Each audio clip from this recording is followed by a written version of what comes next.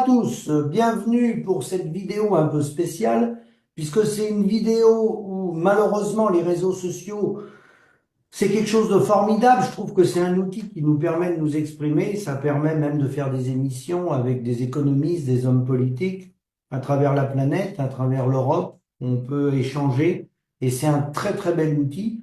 Malheureusement, c'est une infime minorité, mais il y a des débordements par des gens qui sont pas fréquentables et qui viennent salir des personnes sur les réseaux.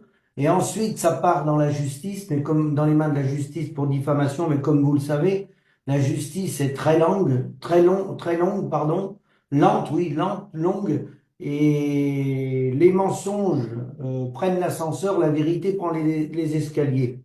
Donc, là aujourd'hui, je voudrais apporter mon soutien à Olive, à Julie Soro, à Jérôme Batray, à Stéphane Bello, à tous les gens, au syndicat Verte France, Alain Baranger, Florence, à tous les gens qui ont été salis, comme nous on a pu être salis. Alors je vais pas citer tout le monde, hein, parce qu'il y en a toute une liste, il y a plus d'une vingtaine de personnes connus qui nous contactent suite aux diffamations et aux menaces répétées de Sébastien Béraud.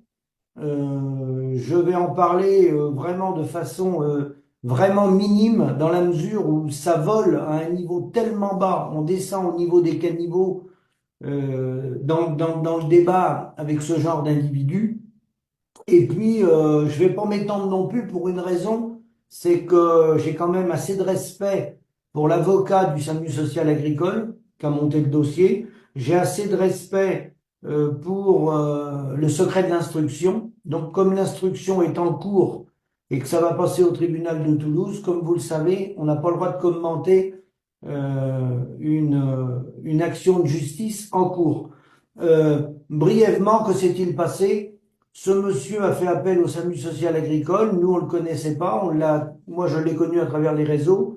Ensuite, il a fait appel au SAMU social agricole. Le SAMU a fait, comme dans beaucoup de dossiers, ce qu'il pouvait. Et on a eu plusieurs dossiers comme ça où on a fait reprendre la collecte laitière. Il était en arrêt de collecte laitière programmé le 15-12-2021. Donc, l'arrêt de collecte n'a pas eu lieu. Michel Bigny, mon collègue, a contacté effectivement l'ADDPP, le préfet, la maire de la commune. On a mis tout en œuvre, comme on a fait dans d'autres départements, hein, où l'arrêt de collecte là, avait eu lieu et on avait réquisitionné, parce qu'on a des textes de loi pour réquisitionner le préfet pour faire reprendre la collecte.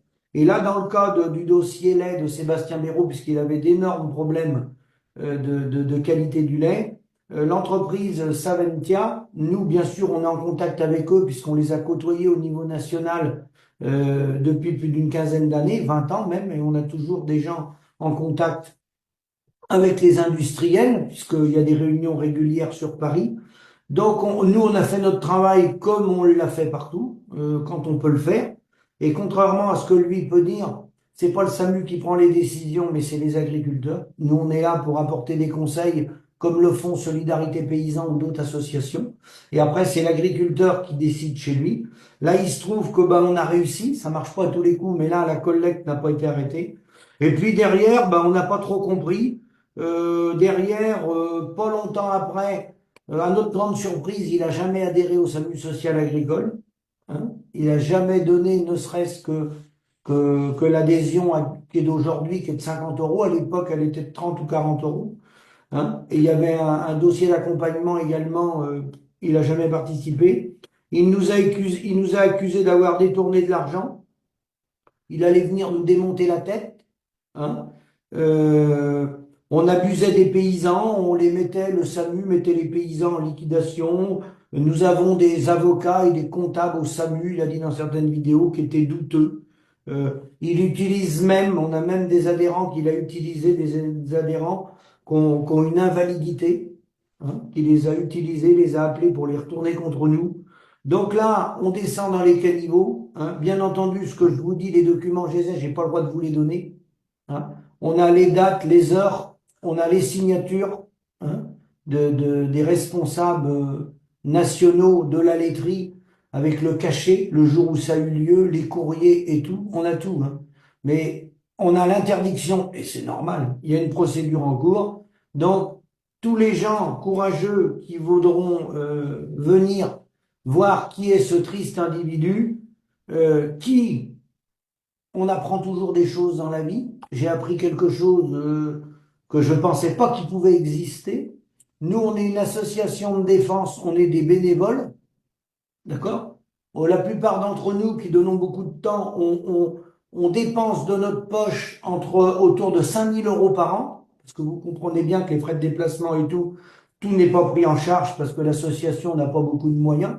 Donc on est vraiment des bénévoles, plus que des bénévoles, voilà. On donne de notre temps et de notre argent.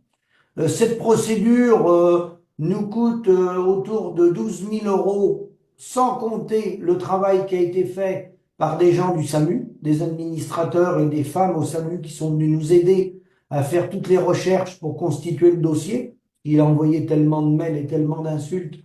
Fallait faire un compilé pour le huissier de justice et pour l'avocat. Donc, vous voyez. Et là, cerise sur le gâteau, il envisage de créer un collectif contre le SAMU social. Donc, moi, je l'apprends, je ne savais pas si vous étiez au courant, que des individus, hein, à l'esprit tordu pouvaient créer des collectifs pour attaquer des bénévoles. Imaginez-vous, dans votre commune, vous avez des bénévoles, Restos du Cœur, peu importe, des bénévoles, vous savez ce que c'est que des bénévoles, hein, créer un collectif pour s'en prendre à des bénévoles. Personnellement, j'avais jamais vu ça. Donc, je m'arrêterai là-dessus, tellement le niveau est bas et tellement il y aurait besoin, je pense, d'une visite. Alors, une visite judiciaire, il en aura une, mais il y aurait besoin d'une visite médicale, à mon avis. Et puis alors, ce qui m'interpelle par contre beaucoup, c'est encore quelques journalistes qui le suivent ou qui l'appellent. Pour avoir fait des débats avec beaucoup de politiques, beaucoup s'en sont détournés. Éric Zemmour me l'a dit plusieurs fois, bien sûr. Il avait laissé ce triste individu. Mais je m'interroge plus que fortement aujourd'hui sur Philippe Murer, sur Florian Philippot et sur François Asselineau, qui continuent de travailler ou d'avoir comme référent, je dirais même, d'avoir comme référent Monsieur Sébastien Béraud. Là, j'avoue que j'espère qu'ils viendront au tribunal de Toulouse, Monsieur Philippot Asselineau et Philippe Murer, parce que j'aurai quelques questions précises à leur poser, très précises, avec des documents en main que je ne peux pas donner aujourd'hui. Je vous remercie, à bientôt.